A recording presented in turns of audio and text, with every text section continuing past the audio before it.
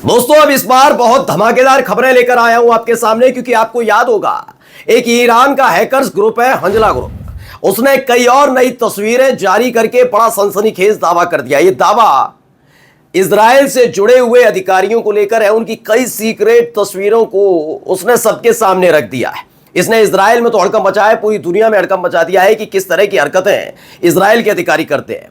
फिलहाल ये दावा हंजला ग्रुप की तरफ से किया गया है, वो तस्वीरें मैं आपको दिखाऊंगा। इसी के साथ साथ ईरान के एक कदम ने भी इजराइल को करारा झटका दिया, क्योंकि अब ईरान कह रहा है कि फिलिस्तीन में रेफरेंडम, जिसे जनमत संग्रह कहते हैं, वो कराना चाहिए। तो वहीं एक नई मुसीबत में नेतन्याहू फंस गए। तमाम खबरें हैं, लेकिन उससे पहले एक नजर डाल लेते हैं अब तक की हेडलाइंस पर। हैकर्स ग्रुप हंजला ने इजराइल के अधिकारियों की कई सीक्रेट तस्वीरें जारी की। इजराइल में मचा हड़कंप। ईरान के एक और कदम से हिला इजराइल, फिलिस्तीन में रेफरेंडम कराने का किया ऐलान। अब एक नए विवाद में फंस सकते हैं नेतन्याहू। ताजा रिपोर्ट के मुताबिक नेतन्याहू के करीबी ने मिलिट्री ऑफिसर को किया ब्लैकमेल। प्रेस टीवी ने नेतन्याहू को लेकर किया नया दावा। हमलों के डर से बंकर में छिपे हैं इजरायली प्रधानमंत्री। और अब अमेरिका ने ही दिया नेतन्याहू को करारा झटका। इजरायली मीडिया के मुताबिक अमेरिका में आयोजित यहूदी सम्मेलन से नेतन्याहू को अमेरिका ने किया बाहर।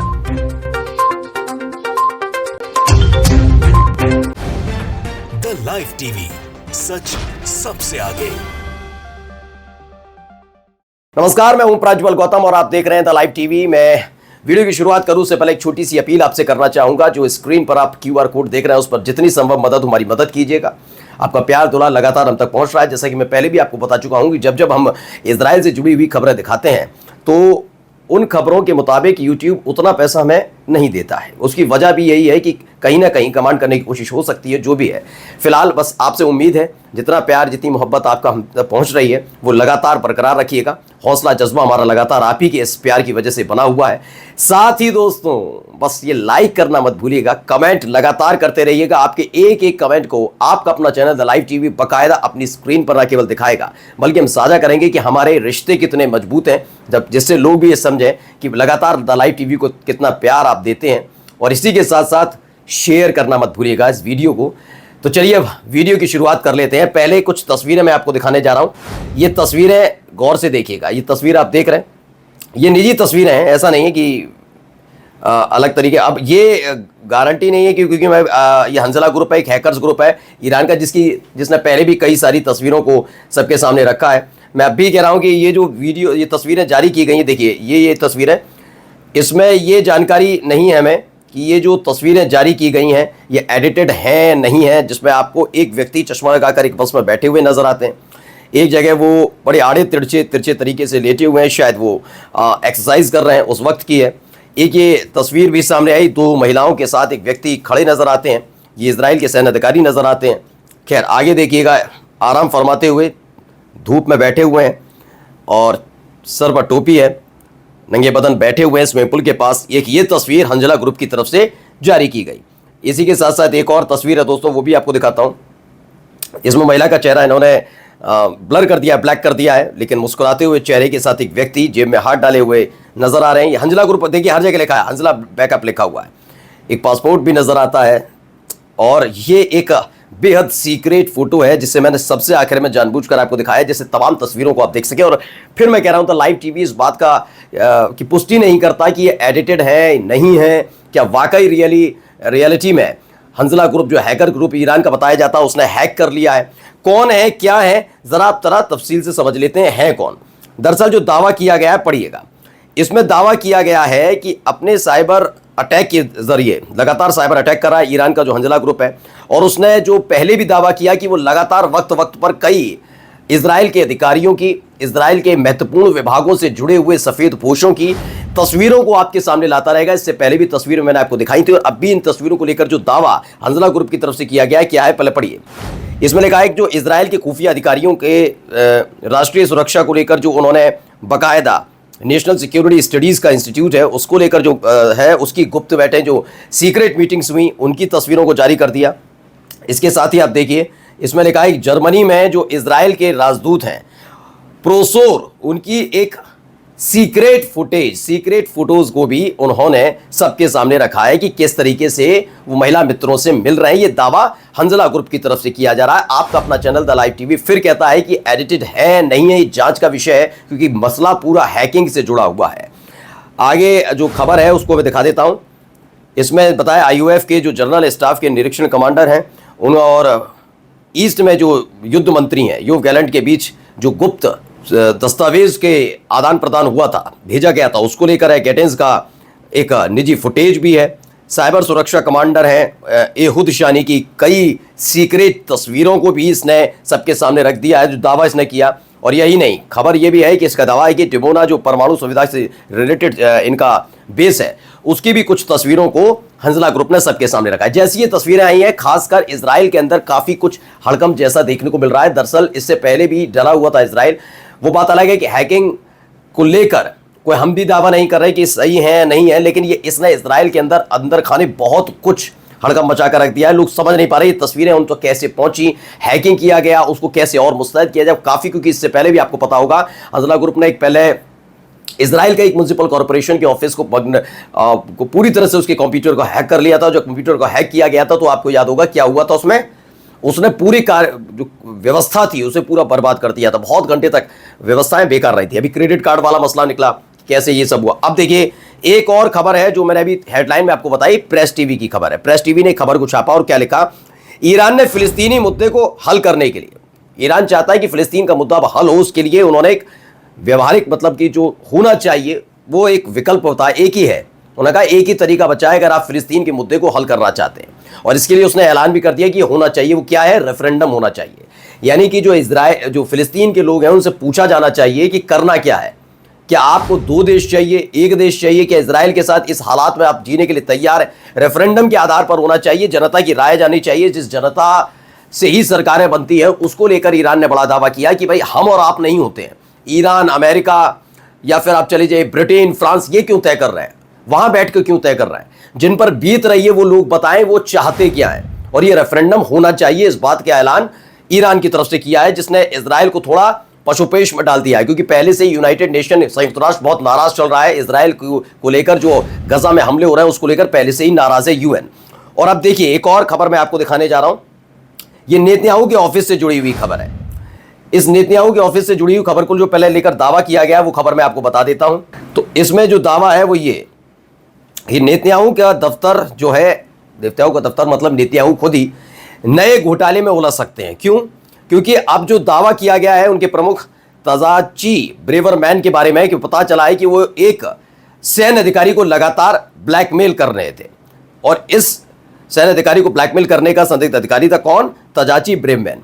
ये सूत्रों के हवाले से खबर बताई गई है, इसे लेकर कई चीजें भी हैं। देखिए ये एक खबर आई कि Netanyahu's office under investigation for blackmail, एक नया मसला जिसने नेतन्याहू को परेशान कर दिया। इसमें भी एक खबर आई है, चैनल 12 की खबर है, जो इजराइल का ही चैनल है। उसने दावा किया कि नेतन्याहू के ऑफिस जो है वो फिलहाल अब एक और जांच में फंसता नजर आ रहा है जो ब्लैकमेलिंग से रिलेटेड है। दावा किया गया है कि एक मिलिट्री ऑफिसर को एक सेंसिटिव वीडियो के आधार पर लगातार उसकी सेंसिटिव वीडियो बनाई गई, सीक्रेट वीडियो बनाई गई, और उसके आधार पर लगातार उसे ब्लैकमेल करने किया जा रहा था, ये एक दावा किया गया।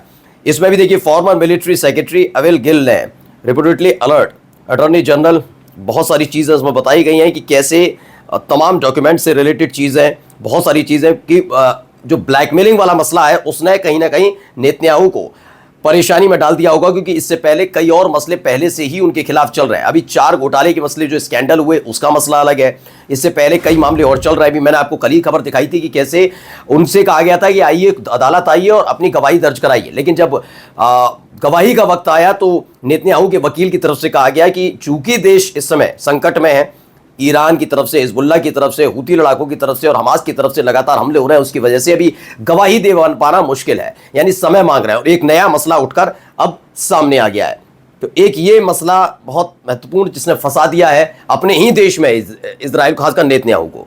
अब आइए अगली खबर जो है, OIC, ये इस्लामिक कंट्रीज का पूरा ऑर्गेनाइजेशन है जिसमें 52 देश हैं। उन्होंने क्या मांग की है? इनका दावा है कि OIC ने गजा और लेबनान में इजराइल की जो हमले हो रहे हैं उसको फौरन खत्म करने की मांग की है।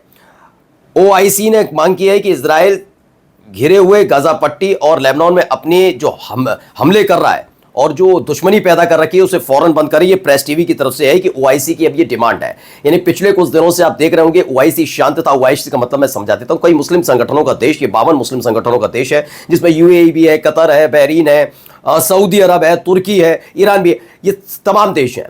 लेकिन जिस तरीके से बेबाक होकर ईरान बोल रहा है वैसा बोलने की हिम्मत नहीं हो पा रही थी। और मैंने तो आपको खबर भी दिखाई कि सऊदी अरब लगातार और मजबूत संबंध इजराइल के साथ बना रहा था। लेकिन इन सब के बीच ओआईसी की तरफ से डिमांड करना है कि लेबनान में और गजा में जो हमले इजराइल की तरफ से किए जा रहे हैं उसे फौरन न केवल रोके, बल्कि जिस तरह की दुश्मनी और पैदा कर ली है, जिससे मिडिल ईस्ट के अंदर हल्का मचा हुआ है, उथल पुथल की स्थिति है, उसे खत्म करना चाहिए। चलिए अगली खबर मैं आपको दिखाने जा रहा हूं, जिसे लेकर दावा प्रेस टीवी की तरफ से किया गया। प्रेस टीवी ने एक दावा किया है जिसमें एक रिपोर्ट छापी और लिखा कि ड्रोन हमलों से बहुत बुरी तरह से नेतन्याहू घबराए हुए हैं, और इतना घबराए हुए हैं कि एक अंडरग्राउंड सेफ रूम में लगातार वो रह रहे हैं, जिसे बंकर भी कह सकते हैं आप।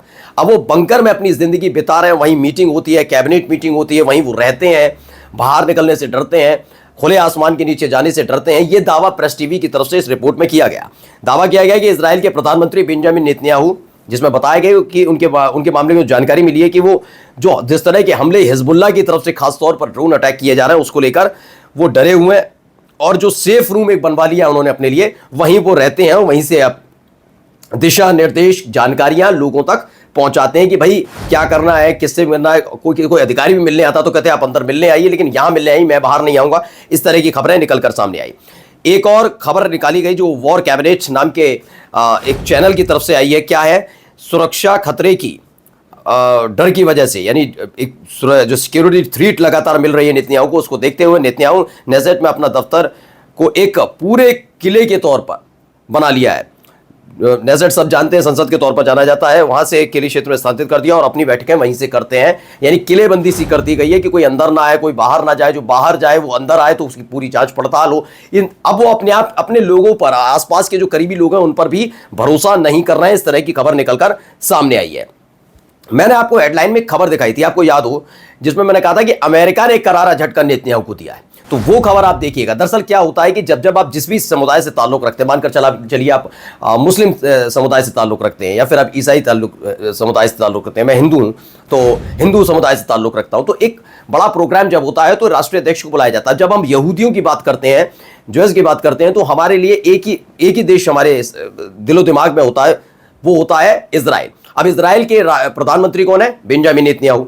अब बेंजामिन नेतन्याहू, और खासकर यहूदियों को प्रोग्राम अगर ईरान में हो जाए, मानकर चलिए एक बार के लिए ईरान में हो जाए, रूस में हो जाए, चीन में हो जाए, तो माना जा सकता है कि जिस तरह के हालात हैं तो शायद बेंजामिन नेतन्याहू को नीचा दिखाने के लिए ये देश जानबूझकर यहूदियों के प्रोग्राम में ही नेतन्याहू को नहीं बुला रहा है। लेकिन अमेरिका जो लगातार पिछले साल 7 अक्टूबर को जब पहला हमला हमास ने इजराइल पर किया, उसके फौरन बाद से ही लगातार सपोर्ट कर रहा है। लेकिन अमेरिका ने अब क्या कर दिया, पढ़िए। इजराइल का एक अखबार है जिसका नाम है हारेट्स, उसने बड़ा खुलासा किया और लिखा कि प्रधानमंत्री बेंजामिन नेतन्याहू को उत्तरी अमेरिका में होने वाले ये ज्यूस का, यानी कि यहूदियों का एक बहुत बड़ा सम्मेलन, वार्षिक सम्मेलन है, उसी में उनको इन्वाइट नहीं किया गया है। इनके अखबार ने यह भी बताया कि पहली बार है कि उन्हें उत्तरी अमेरिका में यहूदियों के जो सम्मेलन होने जा रहा है उसमें भाषण देने के लिए उन्हें बुलाया नहीं गया। अमेरिका में नेतन्याहू को लेकर विभाजन की सीमा का संकेत देता है कि यहाँ तक कि यहूदी संगठन भी जो आमतौर पर आलोचना करने से बचते हैं, वो इजराइल के प्रधानमंत्री और उनकी ही सरकार की आलोचना कर रहे हैं। यानी कुल मिलाकर नेतन्याहू के खिलाफ न केवल उनके अपने दोस्त बल्कि खुद इजरायली भी किस तरह से नाराज चल रहे हैं, ये खबर उसकी पुष्टि करती है। अब एक आखिरी खबर, क्योंकि बेन गवीर को लेकर अभी खबर आई थी कि हो सकता है कि अदालत एक बड़ा आदेश सुना दे कि बेन गवीर को, क्योंकि वो लगातार पुलिस की कार्यप्रणाली में वहां पर हस्तक्षेप कर रहे हैं, जिसका असर वेस्ट बैंक में भी देखने को मिल रहा है। अब ऐसे में दावा किया जा रहा था कि हो सकता है अदालत उनके खिलाफ कोई फैसला सुनाए कि बेन गवीर को उनके पद से हटा दिया जाए, बर्खास्त कर दिया जाए। इन सब के बीच एक खबर आई, इजरायली पुलिस में एक वरिष्ठ अधिकारी की बर्खास्तगी में उनकी पत्नी के हस्तक्षेप के घोटाले के बाद बेन गवीर कहते हैं, मुझे अपनी पत्नी पर गर्व है, वह मुझे सुझाव देती है कि क्या किया जा सकता है। हम 20 साल से एक ही रास्ते पर, और ये वह एक अद्भुत इंसान है। ये इस तरह का एक दावा बेन गवीर की तरफ से किया गया कि ये सब हुआ है। तो दोस्तों, ये तमाम खबरें आज भी मैं आपके सामने लेकर आया था। अब जो अगले 3 से 4 घंटे के अंदर खबरें होंगी वो लगातार हम आप तक पहुंचाएंगे। लेकिन जाने से पहले एक छोटी सी अपील वही मैं आपसे करना चाहूंगा, लाइक जरूर करिएगा, कमेंट करना मत भूलिएगा, और दोस्तों शेयर तो बिल्कुल करना मत भूलिएगा। नमस्कार। द लाइव टीवी, सच सबसे आगे।